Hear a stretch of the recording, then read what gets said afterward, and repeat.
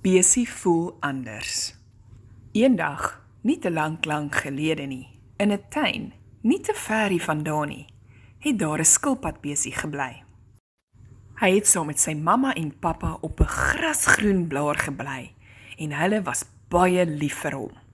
Op 'n dag het Besie begin wonder: "Hoekom is ek geel en my mamma en pappa is albei rooi met swart kolle?" Besie speel in die tuin en kom by sy maatjie Slakkie aan.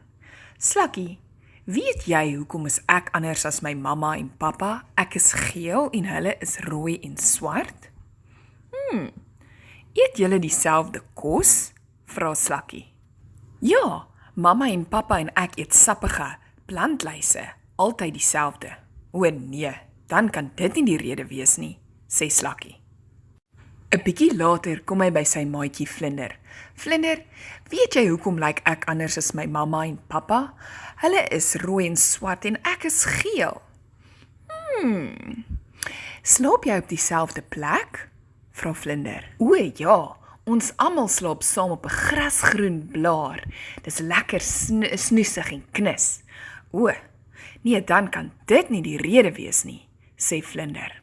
Later in die dag kom Besie by sy maatjie Bytjie aan. "Bytjie, weet jy hoekom lyk ek anders as my mamma en pappa? Ek is geel en hulle is rooi en swart." "Drink jy dieselfde water as hulle?" vra Bytjie.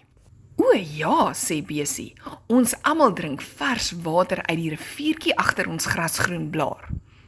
Dan kan dit nie die rede wees nie," sê Bytjie. Daardie middag is Besie baie hartseer toe hy by die huis kom en sy mamma sien iets is fout.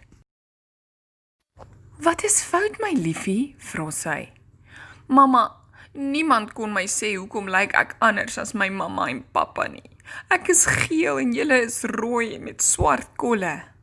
"Haai my engel, hoekom het jy my net nie gevra nie? Alle besies lyk so as hulle klein is. Ons is eers geel en dan, soos ons ouer word, word ons oranje en ons kry kolle. Kyk, jy's klaar besig om mooi groot te word en te verander."